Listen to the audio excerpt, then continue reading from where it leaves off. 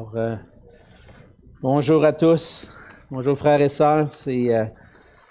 J'espère que vous allez bien ce matin. Toujours une joie de pouvoir être ensemble. Et ce matin, je vous invite à tourner dans l'Évangile de Luc au chapitre 11. Ce matin, on va continuer notre étude et on va lire Luc 11 à partir du verset 37 à 54. Et pendant que vous tournez dans la parole, je vais simplement vous faire un message de la part de notre frère Pierre Morin, particulièrement pour ceux qui se sont inscrits, qui veulent participer à son cours qui commence dimanche soir prochain. Il n'est pas trop tard en passant, si jamais vous voulez vous joindre, il y a toujours de la place. Mais Pierre vous a remis du matériel il y a quelques semaines et puis mentionné des lectures, des travaux à faire. Mais il voulait que je fasse un message pour vous rassurer, parce que peut-être que le travail qui a été demandé de l'air important, peut-être peut être semblé beaucoup, mais faites-vous-en pas avec ça. Comme dit Pierre, on prend ça relax, hein? On va y aller graduellement, puis prenez le temps de faire ce que vous pouvez en préparation, mais le but, c'est pas de vous surcharger, mais plutôt que ça puisse être une occasion pour vous d'apprendre. Et si le travail vous fait peur, il va y avoir un petit peu de travail, mais que ça ne vous empêche pas de venir. Ça, c'est notre désir. Donc, ce matin, comme je le disais, on continue notre série dans l'Évangile de Luc et je vais lire Luc 11 à partir du verset 37 jusqu'à 54. La parole de Dieu dit ceci. Pendant que Jésus parlait, un pharisien le pria de dîner chez lui. Et il entra et se mit à table. Le pharisien vit avec étonnement qu'il ne s'était pas lavé avant le repas. Mais le Seigneur lui dit, « Vous, pharisiens, vous nettoyez le dehors de la coupe et du plat, et à l'intérieur vous êtes pleins de rapine et de méchanceté. Insensés! Celui qui a fait le dehors n'a-t-il pas fait aussi le dedans? Donnez plutôt en aumône ce que vous avez, et voici, toutes choses seront pures pour vous. Mais malheur à vous, pharisiens, parce que vous payez la dîme de la menthe, de la rue et de toutes les herbes, et que vous négligez la justice et l'amour de Dieu. C'est là ce qu'il fallait pratiquer sans omettre les autres choses. Malheur à vous, pharisiens, parce que vous aimez les premiers sièges dans les synagogues et les salutations dans les places publiques. Malheur à vous, parce que vous êtes comme les sépulcres qui ne paraissent pas et sur lesquels on marche sans le savoir. Un des docteurs de la loi prit la parole et lui dit, « Maître, en parlant de la sorte, c'est aussi nous que tu outrages. » Et Jésus répondit, « Malheur à vous aussi, docteurs de la loi, parce que vous chargez les hommes de fardeaux difficiles à porter et que vous ne touchez pas vous-même de l'un de vos doigts. Malheur à vous parce que vous bâtissez les tombeaux des prophètes que vos pères ont tués. Vous rendez donc témoignage aux œuvres de vos pères, et vous les approuvez, car eux, ils ont tué les prophètes, et vous bâtissez leurs tombeaux.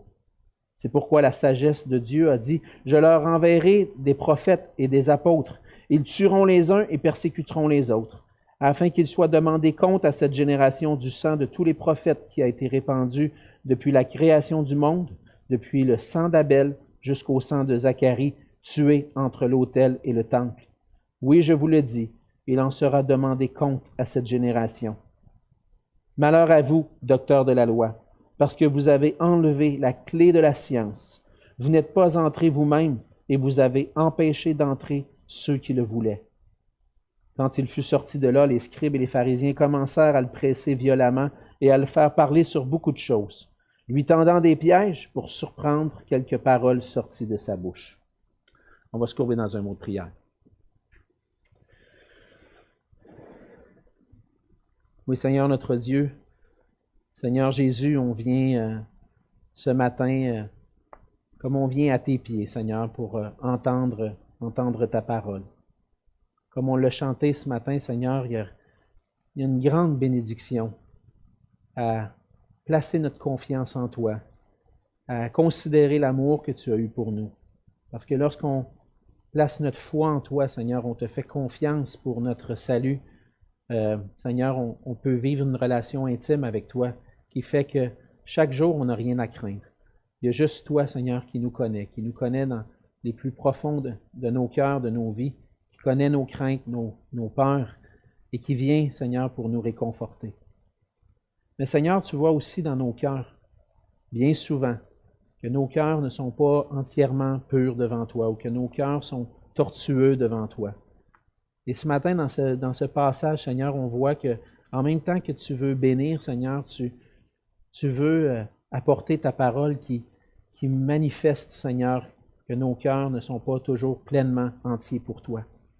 Et Seigneur, ma prière ce matin, c'est qu'on puisse être attentif à cette parole, qui peut paraître dure, Seigneur, qui prononce des malheurs sur les pharisiens et les docteurs de la loi, et même sur nous, Seigneur, qui agissons comme eux parfois. Mais qu'on puisse être attentif, Seigneur, parce qu'à travers cette parole, en étant attentif, en venant à toi, Seigneur, tu veux nous corriger, tu veux nous transformer, pour qu'on puisse te ressembler à toi, Seigneur Jésus. Non, Seigneur Jésus, tu n'étais pas comme ces docteurs de la loi ou comme ces scribes, Seigneur. Tu étais différent, et Seigneur, tu veux nous rendre comme toi. Puisses-tu faire ton œuvre en nous ce matin par ta parole, permets qu'on soit attentif. Brise notre orgueil pour que, humblement, Seigneur, on puisse recevoir cette parole et qu'elle puisse porter du fruit dans nos vies. Et c'est dans le nom de Jésus que je te prie. Amen. Amen. S'il y a une chose qu'on n'apprécie pas beaucoup comme être humain, c'est d'être pris en défaut. Ça m'arrive des fois, puis j'ai des tendances, une petite faiblesse dans ma vie. Des fois, je vais chez le dentiste. Une fois par année, une fois par 6 mois. Et puis, lorsque l'hygiéniste fait le nettoyage, le dentiste vient faire l'examen, il y a toujours une question qui revient. Je ne sais pas pourquoi. Peut-être parce que je n'ai pas toujours les bonnes habitudes. Est-ce que vous passez la soie dentaire, M. Marquis? Là, je sais que cette question-là va venir parce que je ne suis pas toujours fidèle à passer comme il faut ma soie dentaire. Prendre le temps de le faire. Je dis à mes enfants de le faire, mais moi, je ne suis pas toujours fidèle à le faire. Puis, quand le dentiste me dit « As-tu passé? » Ah, ouais. Non, mais c'est parce que, tu sais, je suis bien occupé. Moi, j'ai toutes une bonne raison pour ne veux pas prendre le temps. Mais ça, on a toujours une bonne raison.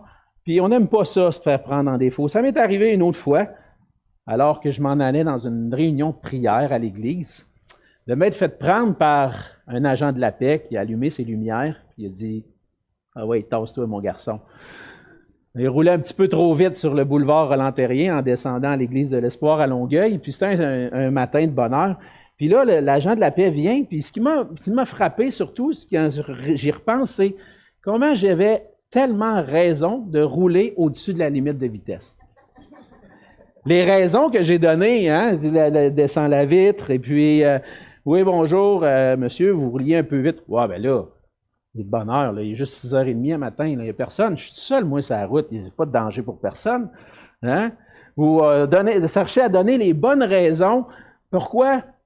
Je pense qu'il y a un peu d'orgueil dans tout ça. On n'aime pas ça, être pris en défaut. On pense qu'on a raison, même si on sait qu'on n'a pas raison. Et ça m'est arrivé, mais ça fait longtemps de ça. Ça ne m'arrive plus, ces choses-là. Non, c'est vrai, ça m'est arrivé, ça fait longtemps. Mais on a toujours un peu d'orgueil. Et lorsque on entend la parole de Dieu, et particulièrement la parole de Jésus, l'orgueil, c'est notre pire ennemi. Notre orgueil fait en sorte qu'on veut se considérer comme des bonnes personnes. On veut se considérer comme des bons chrétiens, des chrétiens obéissants à la parole de Dieu. Et on n'aime pas être confrontés, que nos cœurs soient confrontés à cette parole-là. On n'aime pas ça, c'est pas plaisant. Et on n'aime pas ça que le Seigneur, des fois, pointe des choses dans notre cœur, des coins sombres de notre cœur, mette en lumière des péchés pour qu'on puisse se repentir et revenir à lui. Comme chrétien, on aime ça bien paraître, et c'est correct. On veut avoir un bon témoignage, on veut que les gens sachent qu'on est des disciples de Jésus-Christ, obéissant à sa parole. Mais le danger, parfois, c'est qu'on va mettre l'accent sur de quoi on a l'air, de quoi j'ai l'air. Est-ce que je suis un bon chrétien? Est-ce que je parais comme un bon chrétien? Qu'est-ce que les gens autour de moi pensent? Et je mets l'accent sur ce que les gens pensent plutôt que sur ce qui est vraiment important. Je néglige mon cœur en mettant l'accent sur l'apparence. Et de cette façon-là, des fois, on devient comme des gens religieux. Et dans le passage de ce matin, le Seigneur Jésus nous montre ce qui est réellement important. Ce qui est réellement important, ce n'est pas notre apparence, mais c'est notre cœur. Jésus s'en va, il est en chemin vers Jérusalem, dans la chronologie de l'évangile de Luc. Il est en route vers Jérusalem et il va arriver des événements, et entre autres l'événement dans Luc 11 qui est marquant, c'est que Jésus chasse un démon et les gens de cette époque-là, les gens qui ont vu ça, commencent à accuser Jésus de chasser les démons par la puissance de Satan. Et la semaine dernière, on a vu que Jésus a prononcé un jugement sur cette génération-là. Parce qu'à travers l'œuvre que Jésus est en train d'accomplir, les gens ont rejeté la parole de Dieu. Et là, Jésus va s'adresser aux pharisiens. Il y a un pharisien qui l'invite à aller dîner chez lui, à aller prendre un repas chez lui.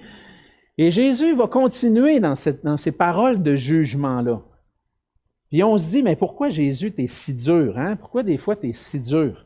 Mais parce que je pense qu'on est rendu à l'étape où Jésus a parlé à la foule, a jugé la génération, mais il veut parler aussi à ceux qui se croient religieux, à ceux qui pensent qu'ils sont des bonnes personnes. Et pourraient penser peut-être que ce que Jésus a dit, ça ne s'adresse pas à eux. Jésus veut adresser le cœur des pharisiens et des scribes, des docteurs de la loi, des chefs religieux de l'époque, pour s'assurer qu'ils comprennent très bien qu'ils ne font pas exception à la règle. Ils ont un cœur tortueux, eux aussi. Et à travers ce passage, je pense que le Seigneur Jésus veut nous montrer à nous aussi qu'on a tous un petit pharisien ou un petit docteur de la loi qui sommeille en nous. Et le Seigneur Jésus vient, et on va apprendre à travers le passage ce matin que Jésus est ce roi, ce Messie, le Christ, qui vient pour confronter nos cœurs, mais pour qu'on puisse venir à lui dans la repentance et la foi. Oui, Jésus, c'est quelqu'un qui confronte, mais il nous confronte parce qu'il veut nous bénir.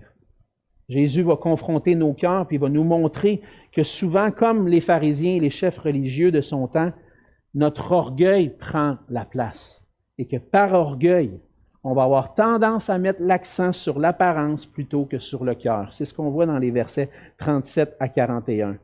On voit que Jésus est invité chez un pharisien, puis les pharisiens formaient un groupe religieux du temps de Jésus, un groupe religieux qui n'avait pas un grand nombre de partisans, mais qui était très influent. C'est un groupe qui suivait et qui observait strictement la loi de Moïse.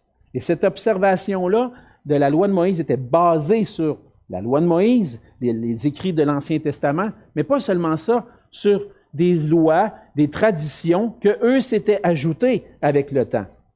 Dans Marc 7, les versets 3 à 4, Marc va ajouter un peu de détails concernant les pharisiens. Il va dire « Or, les pharisiens et tous les Juifs ne mangent pas sans s'être lavés soigneusement les mains, conformément à la tradition des anciens. Et quand ils reviennent de la place publique, ils ne mangent qu'après s'être purifiés. Ils ont encore beaucoup d'autres observances traditionnelles, comme le lavage des coupes, des cruches et des vases d'airain. » Et donc, pour eux, la purification était quelque chose d'important, mais surtout l'observation de la loi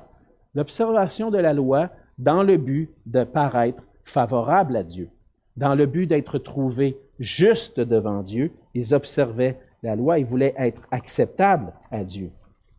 Et ils croyaient que c'était en suivant la loi qu'on pouvait être trouvé juste devant Dieu. Et là, Jésus va dans la maison du pharisien, il se fait inviter, il rentre dans la maison, et je pense que Jésus fait un peu exprès. Pourquoi? Il ne va pas se laver avant le repas. Et là, ce n'est pas une question d'hygiène. Si on va voir ensemble que ce n'était pas une question d'hygiène de se laver avant le repas, mais plutôt une question de rituel religieux. Et le pharisien, il le voit avec étonnement. Hey, regarde-les, lui, ce maître, ce Seigneur, cet enseignant qui dit qu'il vient de Dieu, puis il ne s'est pas lavé avant le repas. Et Jésus connaît son cœur. Il faut comprendre que dans la loi de Moïse, il y avait des lois qui touchaient la purification. Et particulièrement, la loi de la purification avec de l'eau, en particulier, c'était pour la consécration, entre autres, d'Aaron et de ses fils, les sacrificateurs, au moment où ils étaient consacrés au service de Dieu, devaient se laver et devaient revêtir certains vêtements propices au sacerdoce et pour offrir les sacrifices à Dieu. Mais il n'y avait pas ce genre de loi-là pour le peuple en général. La purification avec de l'eau, ce n'était pas pour le peuple. Il y avait d'autres lois de purification, mais c'était au moyen des sacrifices qui étaient offerts par les sacrificateurs dans le but de couvrir les péchés.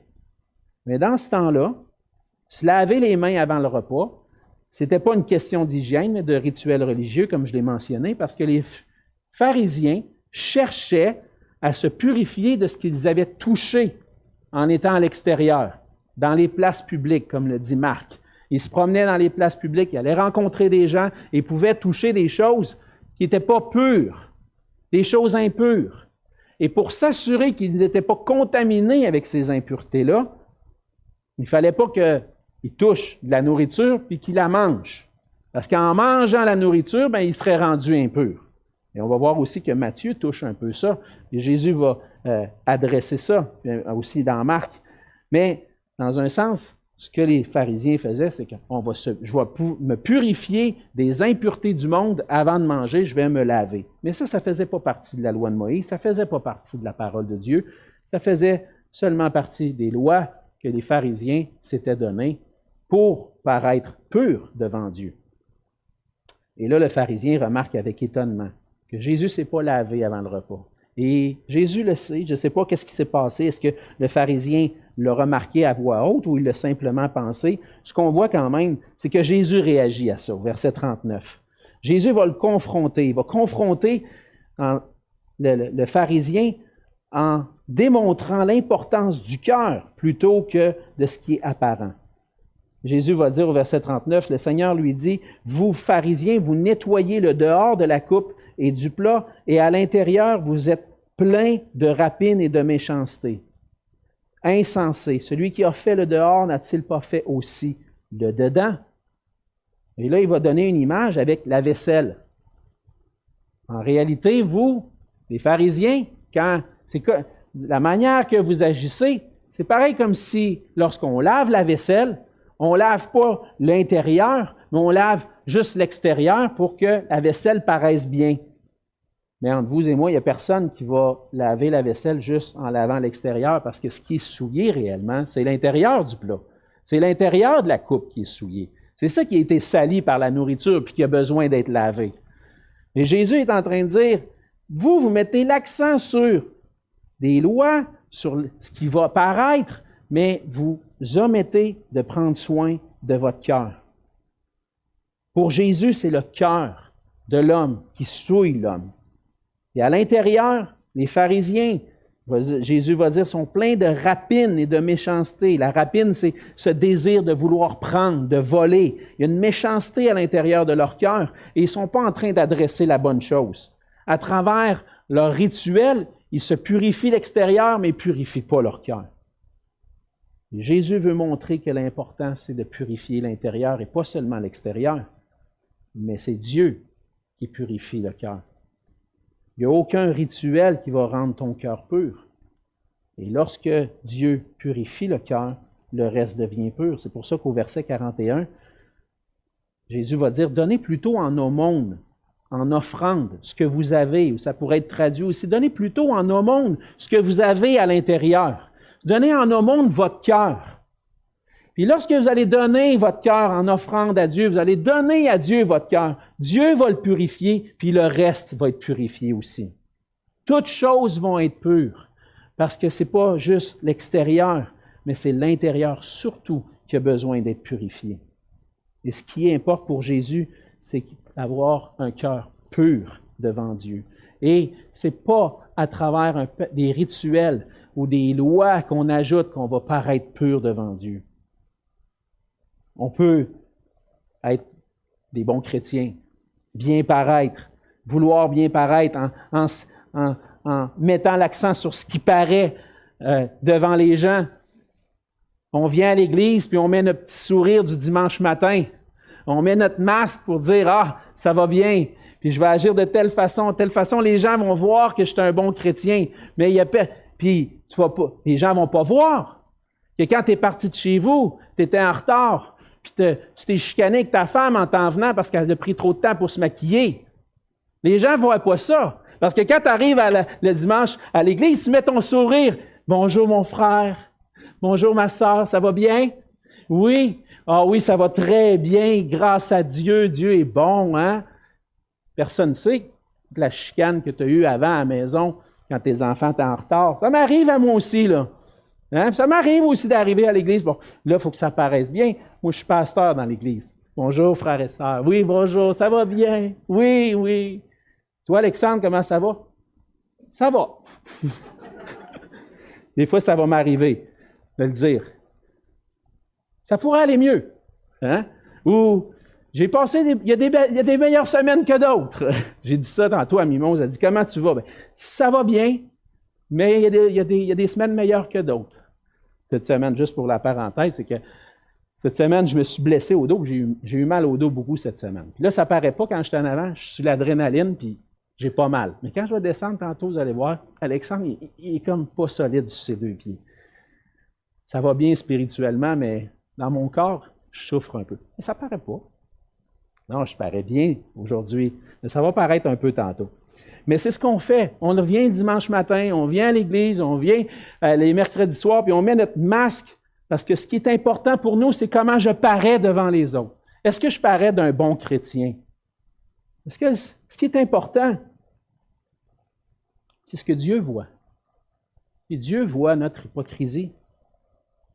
Oui, la parole de Dieu est vraie quand elle dit que l'homme regarde à ce qui frappe les yeux, mais l'Éternel regarde au cœur. On peut cacher bien des choses aux gens autour de nous, mais on ne peut rien cacher à Dieu. Dieu voit nos cœurs. Et celui qui peut se présenter devant Dieu, ce n'est pas celui qui en apparence observe bien la loi, c'est celui qui a un cœur pur. Et Jésus, lui, voit la nature de notre cœur. Il sait qu'on est tortueux. Il sait que quand on essaie de faire paraître que ça va bien, que ça ne va pas vraiment bien, il y a quelque chose dans ton cœur. Il sait qu'on est des pécheurs. Il sait qu'on a besoin d'être purifié de l'intérieur. Puis il a fait tout ce qui était nécessaire en venant sur la terre pour qu'on puisse être trouvé pur et juste devant Dieu en allant jusqu'à la croix. Et Jésus confronte les pharisiens, confronte les docteurs de la loi, puis il nous confronte, nous aussi, parce que ce qui importe pour lui, c'est notre cœur. On ne doit pas s'appuyer sur notre bonne apparence, mais on doit venir à lui pour être purifié. Et comme chrétien et comme être humain, bien souvent, on a tendance à mettre l'accent sur l'apparence plutôt sur le cœur, mais Jésus vient puis il veut nous transformer. Il veut qu'on comprenne que devant Dieu, ce qui est important, c'est notre cœur. Jésus va continuer un peu plus avec certaines paroles dures prononcées envers les pharisiens dans les versets 42 à 44. Il va nous montrer aussi à travers ça qu'on a tendance à nous élever nous-mêmes et à négliger la parole de Dieu. On voit à travers le verset 42 que les pharisiens payaient la dîme de la menthe et de la rue et de toutes les herbes.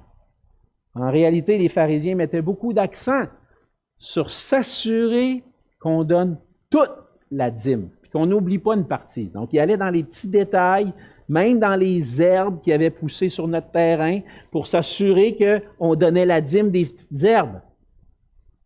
Et dans la loi de l'Ancien Testament, c'était la loi, ça faisait partie de la loi, de donner la dîme de tout. C'était correct. Mais ce que Jésus reproche aux pharisiens, ce n'est pas de donner la dîme, mais il reproche aux pharisiens d'élever et d'observer des éléments mineurs de la loi alors qu'ils sont en train de négliger ce qui est le plus important. Il va dire, vous donnez la dîme de la menthe, de la rue, des petites herbes, mais vous négligez le plus important qui est la justice et l'amour de Dieu. Dans Michée, au chapitre 6, verset 8, je n'ai pas mis sur les acétates, mais il y avait un résumé de la loi. Dieu t'a fait connaître aux hommes ce qui est bien. Et ce que l'Éternel demande de toi, c'est que tu pratiques la justice, que tu aimes la miséricorde et que tu marches humblement avec ton Dieu. La justice ici, ce n'est pas le fait d'être juste devant Dieu ou de paraître juste devant Dieu, mais c'est plutôt la droiture du cœur, d'agir avec un cœur qui est droit. Et un cœur qui est droit, pas pour me rendre favorable à Dieu, mais par amour pour Dieu. Ce que Dieu voit, c'est notre cœur. Ce que Dieu voit, c'est notre amour pour lui, puis notre désir de marcher dans l'intégrité, dans la justice, pas pour paraître favorable devant ses yeux, mais plutôt parce qu'il nous a rendus favorables. Obéir à la loi, ça n'a jamais été dans le but de gagner la faveur de Dieu. Obéir à la loi, ça a toujours été en réponse à la grâce de Dieu. Et même dans l'Ancien Testament, lorsque Dieu a donné sa loi à Israël, lorsqu'il a donné sa loi sur le mont Sinaï, il l'a fait pas avant d'avoir fait grâce. Non, Dieu avait déjà délivré son peuple d'Égypte. Dieu s'était déjà choisi son peuple. Il l'avait délivré de l'esclavage. Et là, il s'était fait un peuple et il a donné sa loi pour que le peuple puisse lui être agréable. Pas pour recevoir la grâce de Dieu, la grâce était déjà reçue. Et lorsque le Seigneur vient, il nous montre ce qui est important à nos yeux, et que souvent ce qui est important à nos yeux nous amène à négliger ce qui est vraiment important pour Dieu lui-même, la droiture et l'amour de Dieu. On voit ensuite un autre malheur au verset 43. Jésus va dire aux pharisiens, « Malheur à vous, pharisiens, parce que vous aimez les premiers sièges dans les synagogues et les salutations dans les places publiques. » On cherche l'approbation des gens, comme on a vu. Et l'orgueil des pharisiens les amenait à vouloir être reconnus des gens autour d'eux. Ils arrivaient à quelque part, à un endroit, puis c'était eux qui avaient le droit à la meilleure place. C'était eux qui avaient le droit d'être assis sur le bord de la baie vitrée au Centre Bell. Viens ici, mon rabbi un tel qui vient. Viens, tiens, prends cette place-là. Oui, merci mon fils. Il prenait la place. Il prenait les premières places. Il aimait ça être salué dans les lieux publics. Il arrivait à quelque part. Oh, attention, rabbi un tel vient d'arriver. Bonjour monsieur, bonjour rabbi. Il aimait ça, être reconnu. On cherche tous à être reconnus dans ce qu'on fait. Des fois, le Seigneur peut permettre dans notre travail qu'on puisse avancer puis monter dans les échelons. Puis on peut devenir patron, on peut devenir responsable, puis on aime ça que les gens nous reconnaissent pour qui on est, ce qu'on a accompli. J'ai tant d'années d'expérience, puis je suis responsable de cette équipe-là. J'aime ça. Qu'on me reconnaisse pour qui je suis.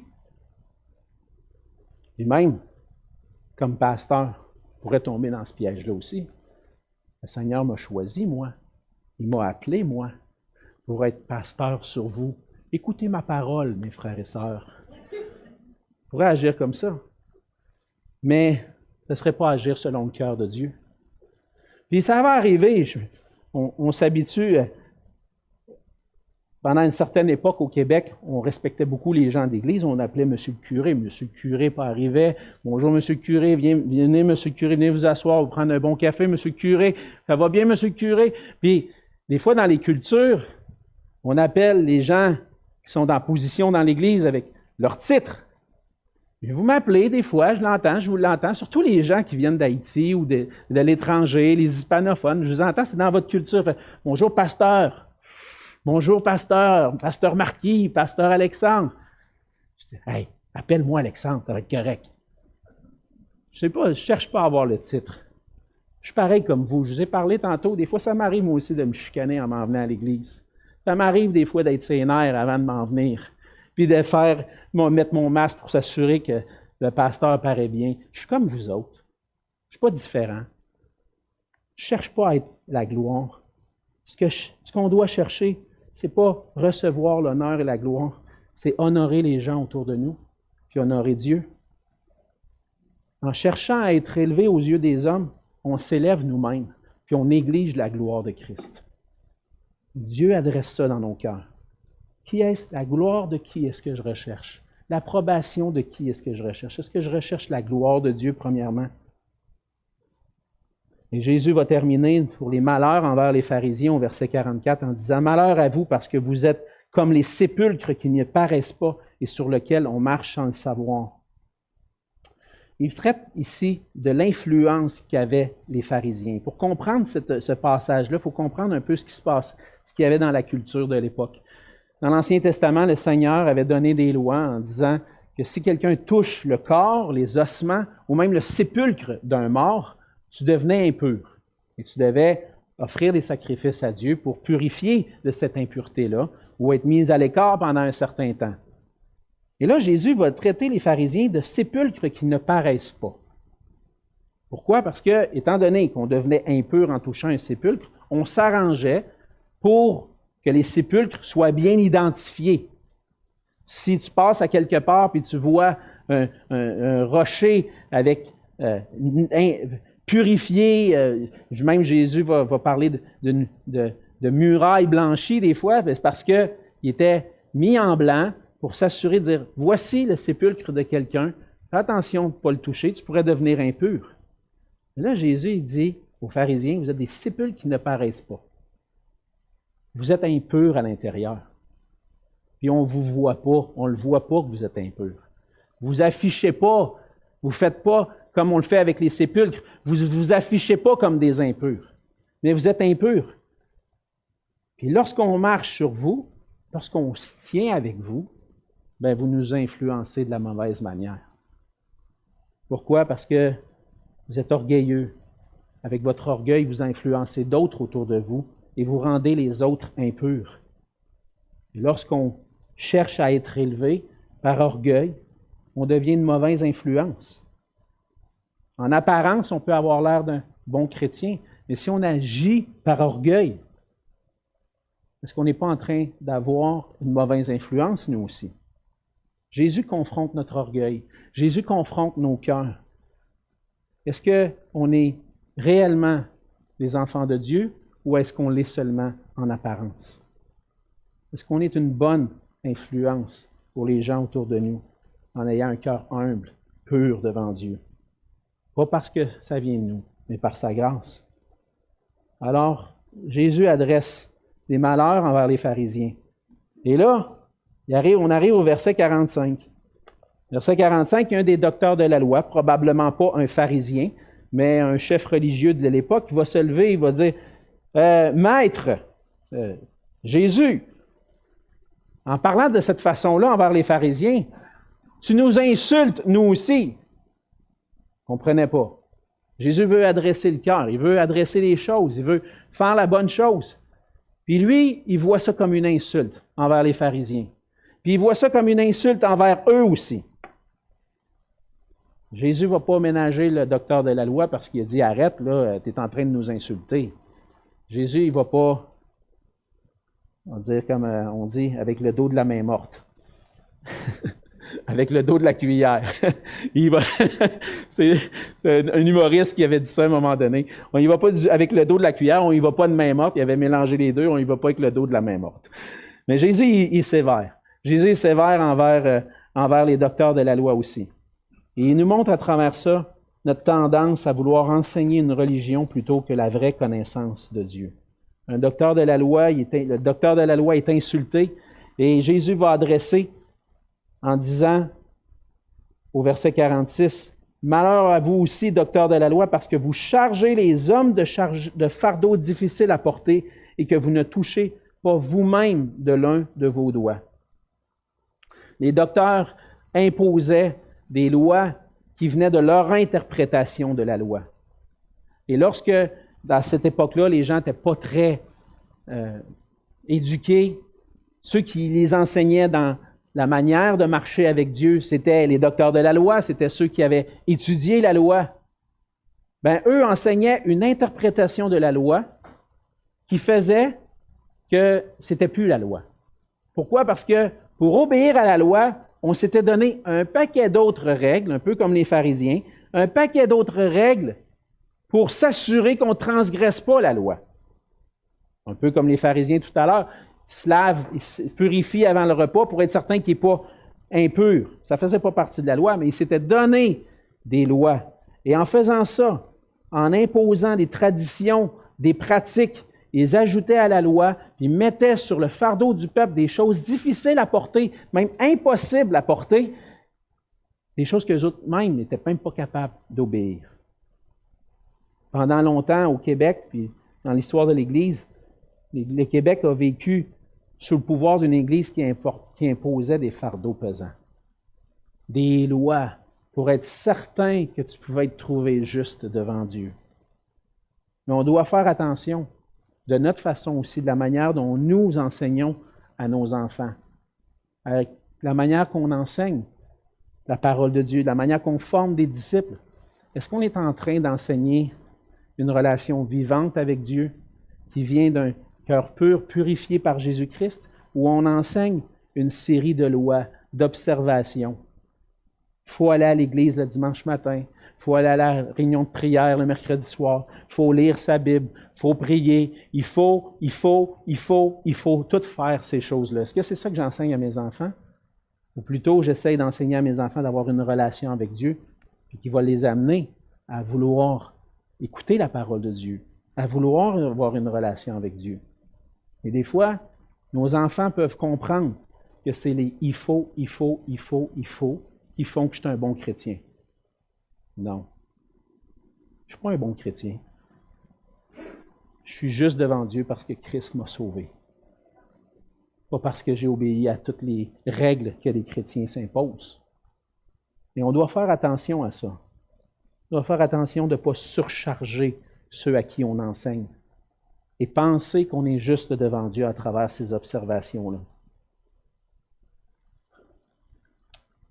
Les docteurs de la loi, au verset 47, jusqu'à 52, jusqu'à 51, on voit que les docteurs de la loi essayaient de bien paraître en élevant les prophètes. Et là, le Seigneur Jésus va dire, verset 47, il dit « Malheur à vous parce que vous bâtissez les tombeaux des prophètes que vos pères ont tués. » Et lorsqu'on lit « bâtissez les tombeaux », on pourrait le comprendre davantage, et je pense que c'est mieux de le comprendre de cette façon-là, comme élever des monuments. Lorsqu'on enterre quelqu'un, on met un monument, une pierre tombale, en souvenir de cette personne-là pour se rappeler. Et c'est ce que les docteurs de la loi faisaient. Ils élevaient des monuments sur les tombeaux des prophètes pour dire, voici tel prophète, c'était un tel prophète, on a sa parole, on a la parole que Dieu a prononcée à travers lui, et puis il donnait la gloire à des prophètes, mais en réalité, ils agissaient de la même façon que leur Père. Et c'est ce que Jésus veut montrer. Ils élèvent la parole des prophètes, des apôtres, mais en réalité, ils ne sont pas en train d'obéir, parce qu'ils vont démontrer, par la façon dont ils vont recevoir la parole de Jésus, qu'ils rejettent ces prophètes-là. On n'élève pas des prophètes en les honorant, en disant que c'était des hommes de Dieu. On élève des prophètes en reconnaissant qu'ils ont parlé de la part de Dieu et qu'on obéit à la parole qu'ils ont prononcée. Honore ton père et ta mère. Ça ne veut pas dire « Ah, mon père, il est gentil. Mon père, il me fait des beaux cadeaux à Noël. Mon père, il est ici. » Non. Honore ton père et ta mère. C'est quand ton père te dit quelque chose, tu obéis à sa parole. C'est ça, honorer son père et sa mère. Honorer les prophètes, c'est obéissez à la parole.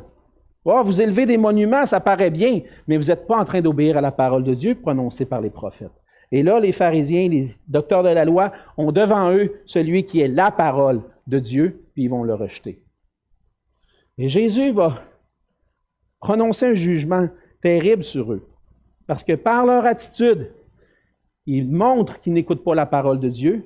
Il dit dans toutes les paroles de prophètes prononcées dans l'Ancien Testament, du sang de ceux qui ont été tués, le sang d'Abel, Abel qui a annoncé un sacrifice qui préfigurait celui que Christ a accompli, annonçait l'Évangile d'avance, jusqu'au dernier Zacharie, qui est à la fin du livre des Chroniques. Ces prophètes-là, il y a plusieurs qui ont été tués, mais tout leur sang va retomber sur vous. Vous êtes demandé compte à cette génération. Pourquoi? Parce qu'ils ont rejeté la parole de Dieu en Jésus-Christ. On voit à la fin le dernier malheur que Jésus prononce au verset 52. « Malheur à vous, docteurs de la loi, parce que vous avez enlevé la clé de la science, vous n'êtes pas entrés vous-même et vous avez empêché d'entrer ceux qui le voulaient. » À travers les enseignements des docteurs de la loi, à travers leurs enseignements, leur interprétation de la loi, leur façon de comprendre les Écritures, ils empêchaient les gens de réellement connaître Dieu. Ils avaient leur propre interprétation, et si les gens ne suivaient pas leur interprétation, ils étaient condamnés. mais c'était des faux docteurs. Jésus dit que les docteurs de la loi de son époque sont des faux docteurs parce qu'ils empêchent les gens de réellement connaître la parole de Dieu. J'ai parlé de l'Église dans laquelle le Québec a vécu pendant plusieurs années, mais la réforme protestante au 16e siècle a été une contestation envers cette Église qui se disait chrétienne, qui avait ajouté des traditions, des lois, des fardeaux pesants. Et les réformateurs, ce qu'ils ont fait, ils ont dit non, on va revenir à la parole de Dieu. On va traduire les Écritures, elle ne sera pas juste accessible en latin, juste accessible à ceux qui sont capables, qui sont des éduqués, qui ont fait des études théologiques. Non, on va mettre la parole de Dieu dans les mains de tous les gens ordinaires. Parce que quand Dieu sauve, il donne aussi son esprit. Son esprit qui aide les gens à comprendre les Écritures. Et tous peuvent comprendre les Écritures en étant illuminés de l'Esprit de Dieu. Est-ce qu'on, même si je pourrais raconter l'histoire que j'ai racontée dans le village d'où mes parents viennent, c'est un petit village du bas du fleuve, pas loin de Rimouski, à un certain moment donné, ils ont célébré le 50e anniversaire, puis ils avaient fait un recueil des choses qui se sont passées dans le village.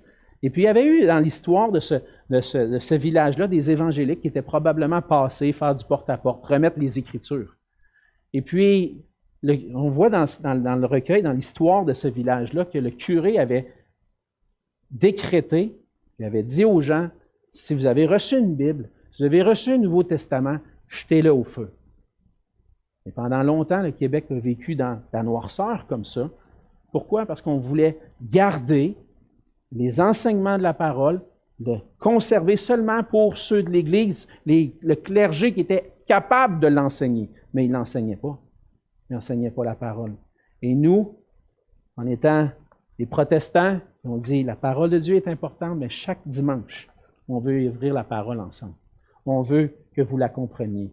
Puis je ne suis pas docteur Marquis qui, lui, sait tout. Vous pouvez des fois venir me voir et dire « Alexandre, ce que tu as enseigné ce matin, je ne suis pas sûr que je le comprends de la même façon que toi. » Parce qu'ensemble, on est animé de l'Esprit de Dieu, puis ensemble, on apprend à comprendre les Écritures. Vous pouvez venir me voir. Vous pouvez venir voir les anciens, et on peut se parler, parce que c'est ensemble qu'on travaille à obéir la parole de Dieu, à la parole de Dieu, puis notre désir, c'est qu'on puisse la comprendre ensemble. On puisse la comprendre et lui obéir. Alors, les pharisiens, les docteurs de la loi, imposent des fardeaux pesants, par orgueil, ils veulent bien paraître, puis imposent des interprétations de la parole qui empêchent la connaissance. Et en s'adressant ici à leur cœur, le Seigneur Jésus veut les confronter avec leur propre cœur. Vous pensez que vous êtes correct? Vous n'êtes pas correct devant Dieu. Vous avez besoin d'être purifié. Et Jésus nous place, nous aussi, devant notre réalité.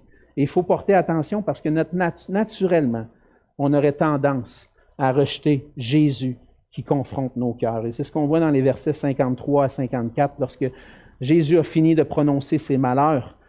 Il sort de là, puis les scribes, les pharisiens commencent à le presser violemment, à vouloir le faire parler, le prendre en défaut. Ils veulent l'accuser, ils veulent trouver un moyen de s'en débarrasser de ce gars-là. Pourquoi? Parce qu'il n'accepte pas la parole et la lumière qu'il est en train d'apporter.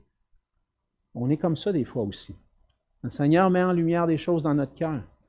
Puis on n'aime pas ça être piqué dans notre orgueil. Peut-être que même le Seigneur utilise un frère, une sœur pour venir te parler. Peut-être qu'il utilise ta femme, ton mari, pour te parler. Puis bien souvent, notre réaction, c'est on n'aime pas ça être piqué dans notre orgueil. Un frère vient nous voir, ou ma femme me dit « Hey, ce que tu as fait là, c'était pas... » Voyons donc, oui. Voyons donc. Tu t'es pas vu, toi? Hein? T'es bien pire que ça. Hey, l'autre fois, là, regarde, quand tu m'accuses, mais l'autre fois, toi, tu as fait ça. On se défend, hein? On n'aime pas ça quand se faire dire la vérité. On n'aime pas ça se faire dire les vraies choses. Le Seigneur nous confronte. Parce qu'on peut vouloir bien paraître, nous aussi. On peut négliger ce qui est important, la justice, l'amour de Dieu. On peut vouloir s'élever. On peut être une mauvaise influence. On peut enseigner une religion. On peut ne pas honorer la parole de Dieu puis cacher la vérité de Dieu par nos vies. Le Seigneur, lui, il veut me bénir. Le Seigneur, il veut me bénir. C'est pour ça qu'il me confronte avec mon péché.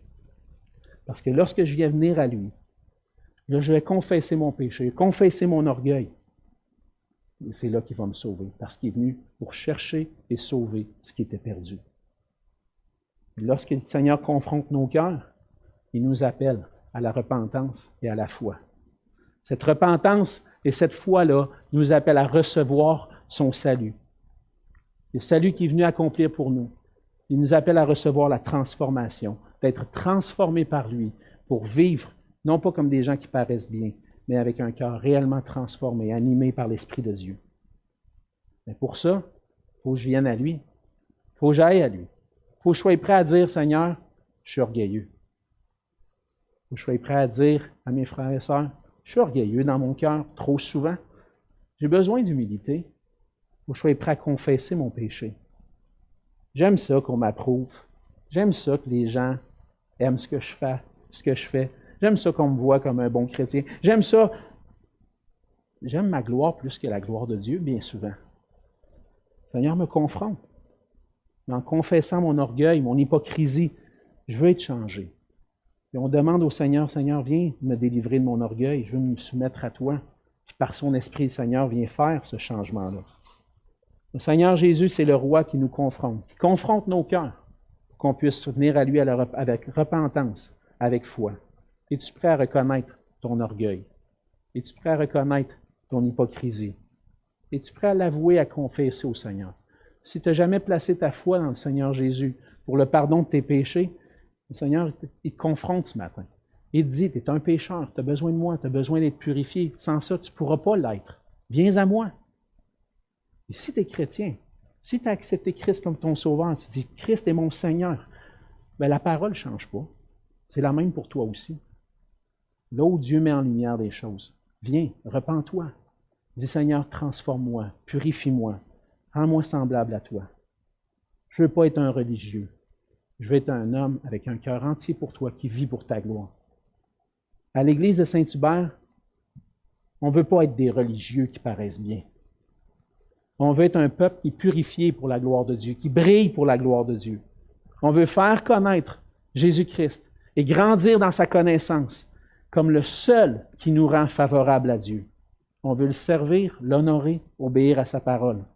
Que le Seigneur fasse de nous des personnes humbles, un peuple humble devant lui, qui le glorifie, qui lui donne la gloire. Prions ensemble. Seigneur notre Dieu, on veut te dire merci pour ta parole. Seigneur Jésus, même dans les paroles les plus dures que tu peux prononcer, on voit par ces paroles ta grâce.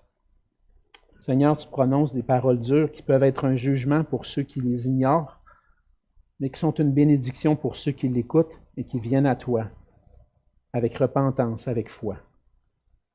Seigneur, ce matin, tu nous as placés devant notre cœur qui est tortueux par-dessus tout, un cœur qui est orgueilleux, qui n'est pas toujours humble devant toi. Mais Seigneur, on veut te prier que tu puisses faire de nous des gens humbles qui viennent à toi pour être purifiés, pardonnés.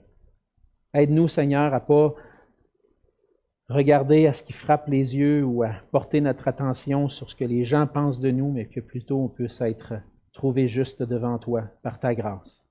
Transforme nos cœurs, Seigneur, pour qu'on mette l'accent sur la pureté d'un cœur qui marche avec toi, qui marche dans ta connaissance, selon la droiture que tu demandes, et par amour pour toi, Seigneur. Aide-nous à te glorifier en toutes choses, à être semblable à toi, Seigneur Jésus. Et c'est dans ton précieux nom que je te prie. Amen.